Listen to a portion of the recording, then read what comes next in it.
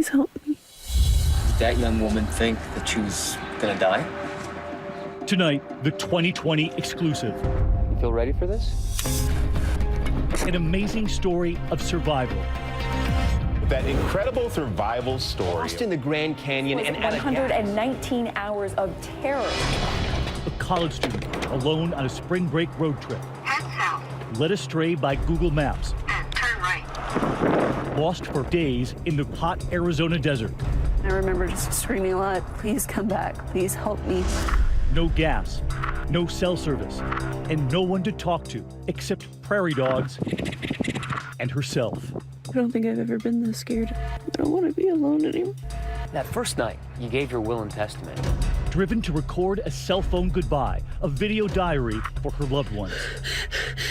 This is the first time that you've ever listened to this? In case I don't, get found. Tonight, follow along as we retrace this horrifying journey. Surrounded by hundreds of square miles of wilderness, and you can see just how easy it is to get into trouble here. The near misses. Her father, desperate, back home. But I was. The wrong place. Until finally, her life or death decision. At what point did you decide that you had to rescue yourself? Good evening, and thanks for joining us this Saturday night. I'm David Muir. And I'm Elizabeth Vargas. So many of us rely on our GPS on our phones to get us where we need to go. But right here tonight, what can happen when that GPS steers you terribly wrong? You're about to meet the college student who says she followed Google Maps and paid a terrible price, telling us I ended up in the place I thought might be my grave. Here's Matt Gutman tonight, retracing that wrong turn that led to being stranded.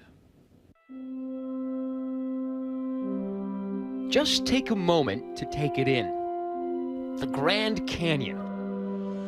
A geological spectacle 6 million years in the making. It is absolutely beautiful, and that's why it's one of the 7 wonders of the world. It's no wonder 5 million tourists trek here every year just to breathe in its pure serenity. They return home with pictures and souvenirs and sunburns, but nobody comes back with a story like Amber VanHecke. I did do right things, even if I did make mistakes. And if I can just share those things that I did right with everyone, then, and if that saves even one life, then it's worth it, I think. Her journey to the brink of death and back began 1,000 miles ago. It was spring break at the University of North Texas. While so many students were off to do the beach and booze thing, Amber had her own idea of fun. When people think spring break, they're going off to Cancun. They're not going off the grid. I mean, your decision was to go basically into the wilderness. Yes. Why? I was in a sorority at my old school, and I had my experience of the drinking and the partying, and I didn't like it. I didn't find it fun. The choice wasn't out of character. Amber had always been an outdoorsy, active type. A Girl Scout and a junior ROTC, developing skills that will soon come in very handy. Amber VanHecke was a student that had a lot of personal drive. She had a forceful attitude about self-improvement. She was the one that tried the drill team. She tried the color guard. That intrepid spirit fueled her decision to take this trip, alone, by car, all the way there and back. It's pretty courageous of you. I don't know if I'd call it courageous. It's more of a stubborn, probably, because I didn't want to let a lack of company stop me from finding adventure. Amber comes from a tight-knit family in nearby Plano. She and her sister Kaylee raised by 2 loving parents. Dad, Steven, an IT guy, and Mom, Annette, who, among other things, was Amber's Girl Scout troop leader. What kind of kid was Amber growing up? Bouncy, full of wit, full of rapier wit. She's always been outgoing, and we kind of were 2 peas in a pod, and I would help her come back, and she would help me go forward and be a risk taker. There's so many things that she said that were just so smart. What's that favorite word that you use? Fernweh. Fernweh. Yes. What does that mean? It's a longing for places you've never been. But earlier this year, a pair of hard setbacks. Amber and a boyfriend endure a painful breakup, and then her mom and dad do the same. I think that had definitely taken a mental and emotional toll on me, And that was definitely part of what drove me like, yeah, I need to get out of town for a minute or two. So. She would always ask me how I was doing. Always trying to be strong for everyone. I truly believe that she deserved a break and deserved this trip. How long had you been preparing for this trip? As far as actually actively getting supplies, I only started like the week of. But I'd been planning it for a while because I wanted to figure out unique places in each of the states on my route to stop at. But I think the day before was when I actually went and got food for it. Seeds, nuts, and dried fruit, and some apples, and my ramen. Before she hits the road in her trusty Ford Edge, Amber announces her trip on Facebook. I'm so psyched for my spring break road trip. I'm starting at Carlsbad Caverns in New Mexico. From there, I'm headed to the Grand Canyon National Park. And you actually posted on Facebook. You said, hey, I have a seat or two if anybody wants to come with me. I did, but none of my friends could take off work or disappear, so. But Amber does have one companion, one that will be a central character in this story, her smartphone. Even, you know, Girl Scouts, junior ROTC people who know how to navigate, we still rely on these things. It's convenience, really. Yeah. Touch of your fingers, everything you need. Aside from the standard Google Maps navigator, Amber was also using a special app which enabled her dad back home in Texas to keep track of her. And your phone would automatically ping back your location. It would send my approximate bearing, latitude, longitude, as well as my speed. Wow. Head northeast, then turn right. March 11th, Amber's first stop, the breathtaking Carlsbad Caverns of New Mexico. A series of massive caves, one so big, it's called the Chandelier Ballroom. She posts this video on Facebook. So in the cave, we're supposed to whisper. So it's nice and cold down here. Her sleeping arrangements on the road trip, an improvised bed on wheels.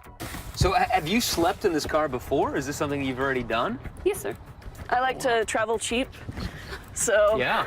Instead of hotels, I'll sleep in my car, have a nice bed set up back here. Wow, this looks pretty comfy, actually. Back in Texas, her dad, Steven, pings her phone to confirm her location. Where I'd gotten a GPS was, she was just west of Albuquerque. And at 12:40 a.m., Ember sends a text saying she's bedding down for the night. Okay, baby, love you big, he writes. She replies, ×2. They don't know it yet, but this will be their final communication. The next day's itinerary takes her 420 miles to the southern rim of the Grand Canyon. But before she gets there, she stops here. The Ford needs gas. So when you saw $2.70 a gallon, you're thinking, ooh, that's It's a lot. So Amber only pumps in about a third of a tank. I was trying to like skimp here and there. right.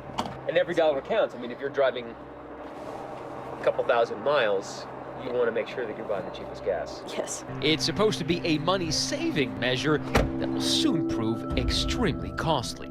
How often do you think, if I just put $5 more or put in half a tank instead of a third of a tank? A lot, every day. And I could have spared myself a lot of grief. 119 hours of grief, to be precise. Oh my God, where's the road supposed to be? My heart just panicked. And as you're about to see, all of it is documented diligently on Amber's phone. I'm really scared. Please help me. Stay with us.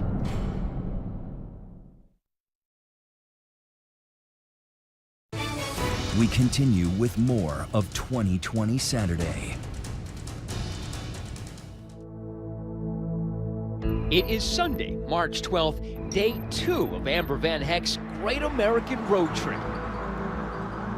And her furnaway, that favorite term of hers for wanderlust, is in high gear. Where did you go next? To the Grand Canyon, actually. The Grand Canyon is on most Americans' bucket lists. Now Amber is fearlessly checking it off hers. And I assured my mom she's okay. I have an undying, faith and trust in my sister that she can take care of herself because my sister's strong. It didn't occur to me about getting lost in the desert because I have really decent navigation skills. Along with those skills, she's also got a navigation app. Head south. The always reliable Google Maps. She types in the name of her next destination, the Havasu Falls Trailhead, a remote spot in the Grand Canyon with aqua blue plunge pools so popular it requires a reservation. That's the trailhead? Yep. It's in the middle of nothing. Yes. All right, let's go. It's 63 miles, and you only had 90 max on your tank, so. We returned with Amber to this fateful spot, the place where, directed by her smartphone, Amber turned off Highway 64 and on to this dirt road. Google said to go on a road that I didn't see, and I went against my better instinct. I trusted Google Maps, which I shouldn't have. Let's face it, we're all too dependent on our devices to get us places. And Amber is not the first person to discover that can nearly get you killed. Drive 0.8 miles to dirt road. Just ask Donna Cooper. Back in 2010, she too trusted her GPS and followed it blindly during a trip through Death Valley, nearly finding out for herself how one of the hottest places on Earth got its name. Recalculating. We just kept saying, you know, go this distance and take a turn, make a U-turn. Turn left on Old Ghost Road. There's nothing there. We were out of gas, we were out of road, we were out of everything. 2020's Jay Shadler saw how navigational technology can sometimes be dangerously outdated. Turn right on Golden Canyon Road. I don't see a road. What we have here is a canyon wall. Oh, definitely. I mean, the road used to go at least a mile in here, but that washed out in 1976 in a flash flood. So this road has not existed for 35 years. And a similar GPS shortcoming is about to threaten Amber's life as well, after she makes that fateful turn off Highway 64. Turn right. Turn right. So we're making a right on Willaha County Road. It's already a dirt road. And so you thought that this would be a blacktop road? I had thought so, and then when I got on it, and it seemed like a really well taken care of gravel road. But it is a gravel road. Yes. Continue on Willaha County Road for 14 miles. So we're barely a mile off the road, and we are driving in empty space. Check that out. Even if you had a compass and a map, look around. You don't have known points. Mountain Peak, Mountain Peak. Now I can triangulate. You can't even do that out here. You have nothing. It's rough. And so with night now falling, Amber drives for another hour and a half, farther and farther into the middle of nowhere, which is actually right in the middle of Gary Wilson's 1,200 square mile ranch, one of the biggest in the West. It has happened to several other people trying to get across this ranch. Google Earth tells you that you can, but this ranch is actually closed. I couldn't really see very well, just whatever my headlights lit up. And what her headlights lit up next spelled trouble. And then about when I came to the fence and I was like, oh, there wasn't a road here.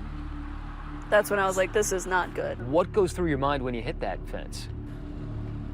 Oh my God, where's the road supposed to be? That's when I tried going into the GPS app and telling it to take me back, help me take me back. And it was like, sorry, you have no internet service. And my heart just panicked. And at what point do you start calling 911? I called 911 as soon as I realized I didn't have the road anymore.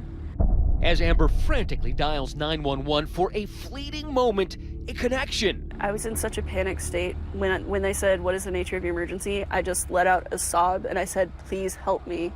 And I heard it drop and I just... It's still tough for Amber to recall.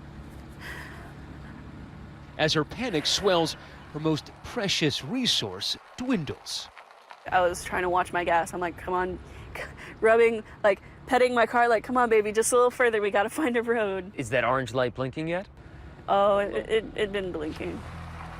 So I was like, okay, I'm gonna stop for the night because I'm just wasting more gas and I'm digging into my reserve more and more as I drive on and panic. Amber parks along the first man-made structure she finds, hoping this sign of civilization might mean possible rescue.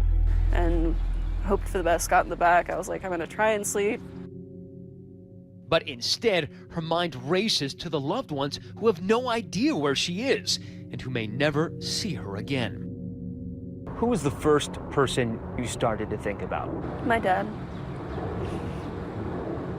Throughout my life, he's been my rock. And then that's when the thoughts of like, maybe I should leave a message in case something happens. That's when I made the first video.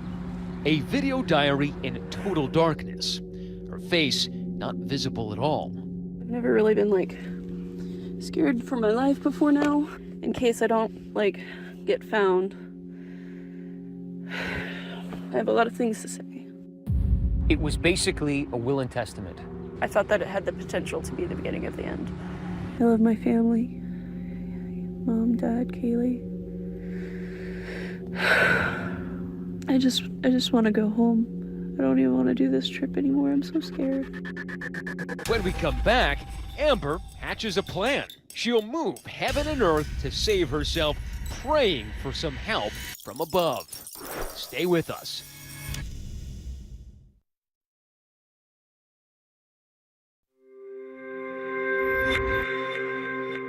Monday, March 13th, as dawn breaks over the Arizona horizon, Amber VanHecke awakes inside a sprawling 1,200 square mile prison of solitude and continues the video diary of her ordeal. I wish someone would drive by,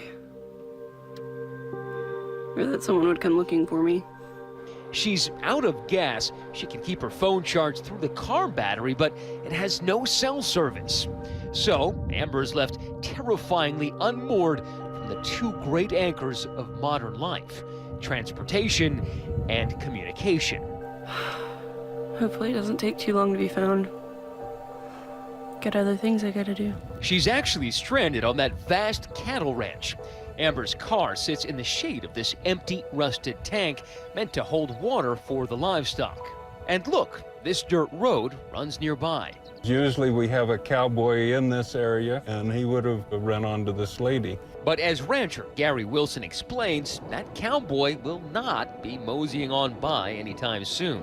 He was gone for about 5 days, and that just happened to be the time that she was out here. Just the timing was all wrong. Back home in Plano, Amber's father, Stephen, is late for work, and he's growing concerned that he hasn't heard from Amber. I'm surprised I still have my job, actually, because I snapped at my boss that day because I was worried about her. At 12:45, he pings Amber on her locator app. There's no response. 15 minutes later, he calls her cell phone. There's no answer. Freaking out a little bit. But by now, Amber is determined to help herself. And remember, she has 10 years of Girl Scout training and junior ROTC honors. Now it's time to put that knowledge to use. Sure, she was scared. She was frightened. But that did not cause her to freeze. She did the things that she knew to do the best way she knew how to do them, and that's courage. There is one encouraging sign of human life, one hope flying overhead. That's the passing of an occasional plane or helicopter. There were signs of civilization literally right above your head. Yes. What was that like? Intensely frustrating, because it's like, please see me, I need some help. It's not like we're flying, just looking for people out there, because we know that there's no people out there. The airspace is mostly used by tour companies and commercial pilots for Native American tribes. Daniel Lyons, a local pilot, points out that even if Amber were signaling an aircraft, she'd be tough to see. The rocks don't change all that much, so what's the point of looking out? The same rocks. A helicopter just flew by. I got out of my car and waved as frantically as I could, but I guess up there it's hard to notice small things on the ground. So Amber makes some big things on the ground. Pulling large rocks out of the dirt, she ranges them into a 20-foot-long plea for help. She's picked a spot with darker earth, hoping the contrast with the rocks will make her plea more visible from high up. She also makes a fire with the hopes that billows of dark smoke will alert planes flying by. But the smoke just isn't dark enough. For the life of me, I can't get anything here to burn black. It all just burns gray or not at all. Everything in the desert's too dry. But there is some good news. Amber's brought plenty of food and water. She just needs to ration them meticulously. 3 bottles a day should last me for at least a week and a half.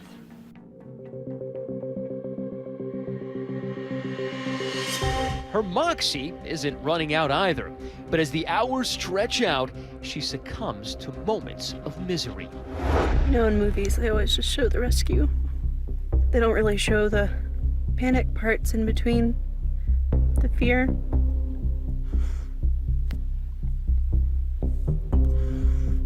I just want to go home. In the moment, there were so many what ifs, like what if I never get found? What if I get caught by an axe murderer out here in the desert and no one would ever find my body, you know? Yes, but the dark, and you're thinking scorpions and maybe snakes and coyotes. I mean, it's been terrifying. I've had an experience with a scorpion. I don't wish to repeat it. It stung. I didn't like it. Night descends again. So too does the thought that she may never make it home.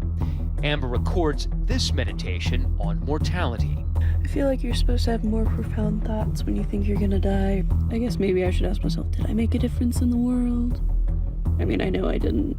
I'm only 24, I haven't done anything meaningful yet. I guess at this point I'm just counting on my father constantly checking in for him to notice that something's awry. Did that young woman think that she was gonna die?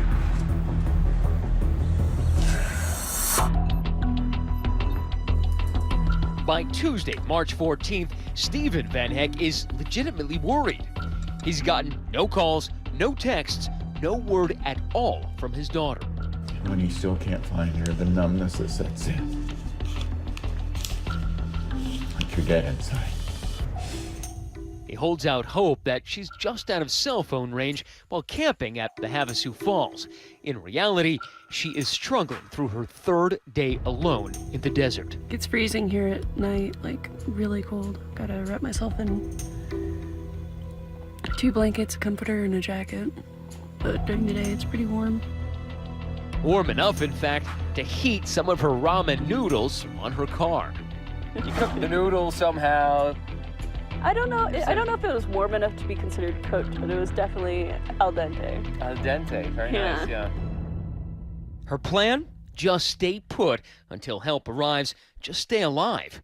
Just stay sane. So what kind of things did you think about just to make the time pass more quickly sitting out here? I read a lot and went through a lot of books. It could have been 12, it could have been more. She also made contact with some of the locals. These craters that pepper the lunar-like landscape are actually prairie dog burrows.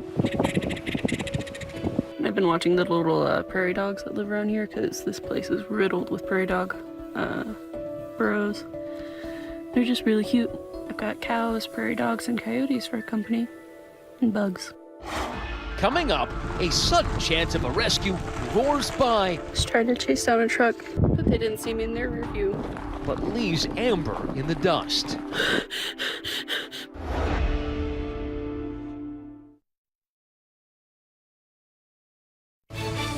2020 Saturday continues. It's been 3 long days since Amber VanHecke's smartphone gave her some pretty dumb directions. Turn right onto Willow County Road. The 24-year-old now finds herself at the crossroads of desperation and despair. Isolated near the Grand Canyon, she's out of gas and nearly out of time. Making matters worse, a series of near misses as she tries to connect with someone, anyone. It's now Wednesday, March 15th. Amber wakes up frustrated with the situation and with herself. I'm not here for 63 hours now. Something like that. I feel so dumb. Back in Texas with her parents worried sick, Dad begins an active hunt for his daughter. I posted in the private Facebook. I said, look, my daughter's missing. I need some people to try to find her, and this is the last place I saw her. The problem? Stephen references Amber's last known location in New Mexico, where her app pinged him back on Saturday. And I was sending them to Albuquerque. But basically, you're looking for your daughter in the wrong place. This is awful. I hate it. I hate being helpless. Another day slides off the calendar, but suddenly the moment Amber has been waiting for. Rescue appears to be an arm's length away. A red truck kicking up a trail of dust heads towards her. There's that one day with that truck rumbling right past you, and you even hear that word again and you start shaking. Seeing that truck, I was like, someone close by, not in the air, by several hundred feet, that might not see me. They should see me. They're right here. How far was your car from the road when that truck passed? I'd have to say maybe 7 feet. But the silo blocked me from their view, so it's not their fault at all.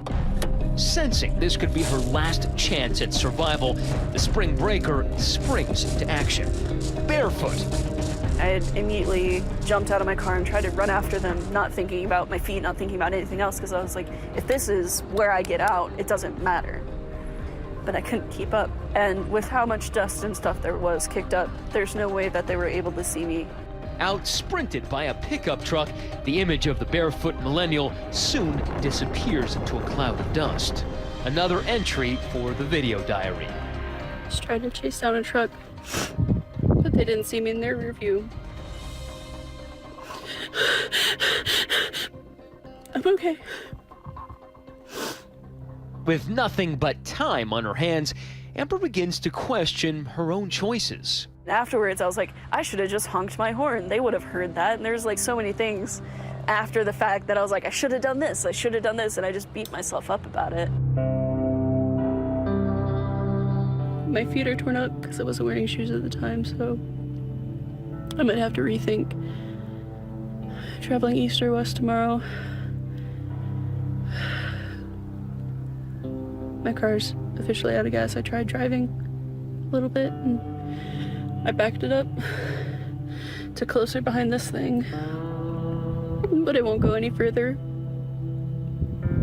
Frustrated, this time she builds a roadblock to prevent another vehicle from passing her by. That's the incident that caused me to barricade the road. I built a little rock thing and put this headlamp that I have for when I do cave diving and stuff like that, and set it on strobe, put it on top. In the dark of night, the diary continues.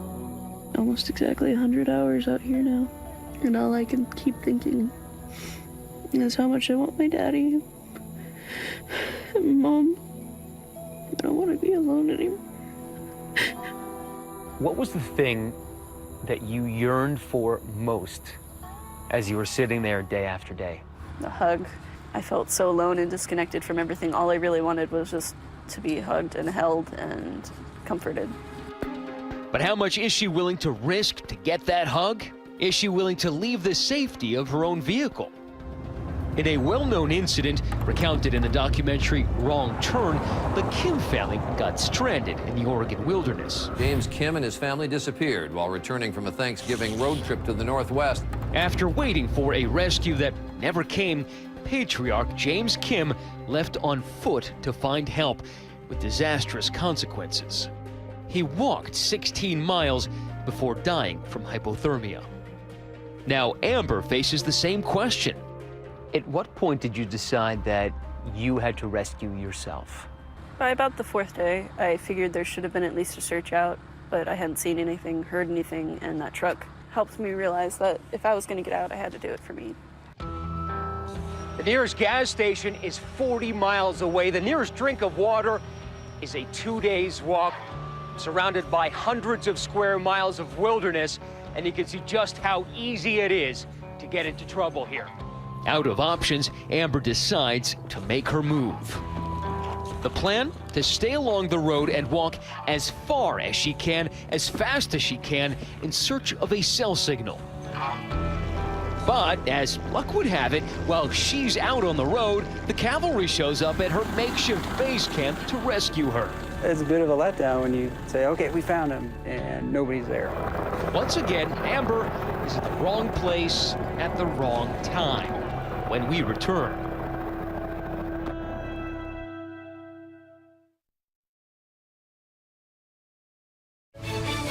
We continue with more of 2020 Saturday.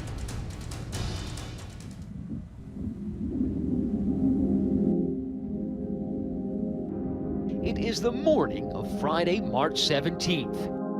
While the rest of the country is celebrating St. Patrick's Day, Amber VanHecke decides to make her own luck. Woke up feeling hopeful today, so we'll see what happens. She abandons the safety of her immobilized car and sets out in search of a cell phone signal. I didn't want to stray off too far in a direction that didn't follow a road because I didn't want to not be able to find my way back.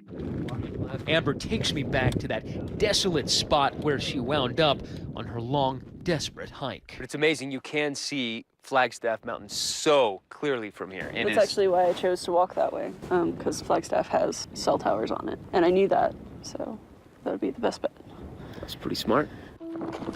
After hiking painful miles on injured feet, dialing 911 more than 70 times, suddenly, like a ray of hope, a cell phone signal. At long last, Amber makes contact. What did it feel like to finally get a signal and after 5 days speak to a human? All I could think was desperation, more so than relief at that point. It was just mostly desperate to get out the right information so that they could send someone. I started crying and saying, please help me. She tells the operator she's somewhere between Havasu Park and the highway that goes into the Southern Rim Visitor Center. And she's like, in the Grand Canyon? I was like, no, ma'am, I'm in the desert. I've been here for 5 days. And I don't know what she was going to say after that because it was gone. That's right, gone. The call dropped. The lifeline goes dead. I was just heartbroken, I guess, in that moment because I wasn't sure how search and rescue worked. I knew they needed information to find out where I was. I wasn't sure if they wouldn't send someone if they didn't have enough information. And I wasn't sure where they would be looking or if they would be looking in the right place. And I was wasting enough daylight. I was like, I need to get back to my car before dusk because I don't want to abandon my shelter or the food and water that I have. And I decided to head back and try again the next day. We had a virtually unreadable 911 call, no location, woman who's panicking. Amber doesn't know it, but help is already on the way. Authorities scramble the Arizona Department of Public Safety rescue team, pilot Jonah Nieves and paramedic Edgar Bissonette. The message we got from Coconino County was that there was a female who said that she was somewhere between Havasupai and the south rim of the Grand Canyon. She's been stranded for 5 days. Please help. And then the call dropped. Perfect. There we go. Amber had provided just enough information to point Nieves and Bissonette in the right direction. Retracing their route, they show us how they spotted something not uncommon in the desert. The sun glinting off of something shiny. And Jonah looks in that direction and he says, oh, I see a glare. But that glare is far from the search area. They debate whether to detour miles out of their way, finally choosing on a gut instinct to take a closer look. Let's go check this glare out. Who knows, it might be what we're looking for. It was a fateful decision. And right off the bat, Jonah says, hey, I see a help sign. And I look down and we see must have been like 20, 30-foot letters, the word help, written out of rocks on the ground next to the car, and we're like, this has got to be it.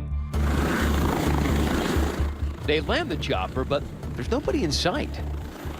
It's a bit of a letdown when you circle an area and say, okay, we found him, and nobody's there.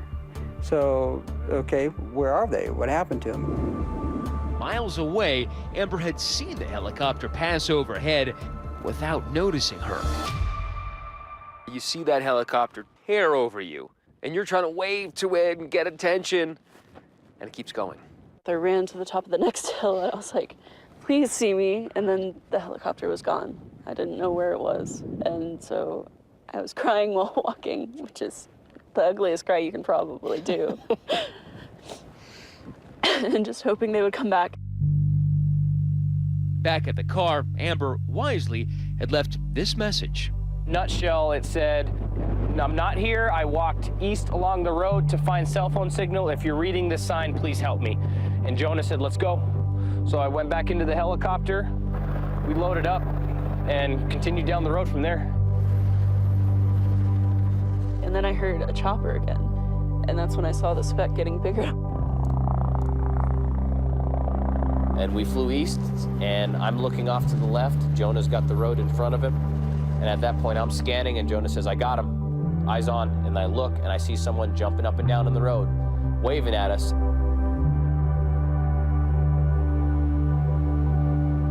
And I was like, they're coming for me. That's a good feeling, isn't it? Yes. Yes.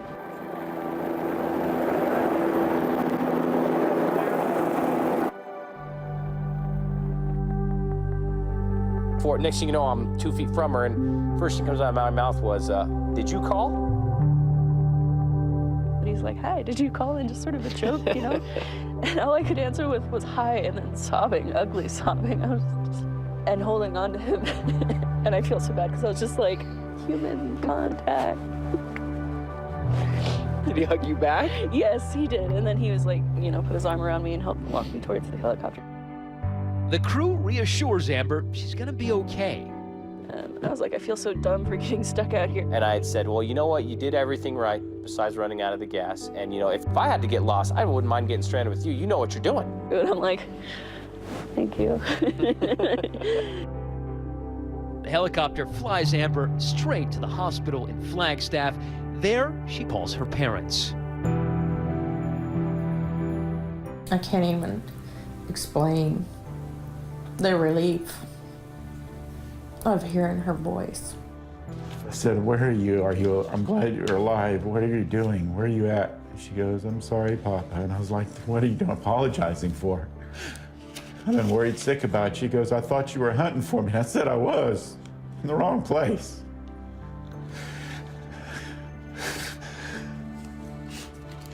The wrong place.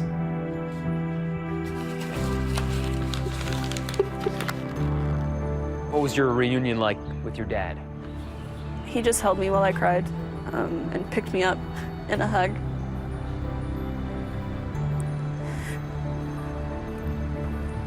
It was nice. But sometimes just one hug isn't enough. Hey, Papa. As we saw when we were interviewing Amber and her dad arrived. Still ahead, one more reunion.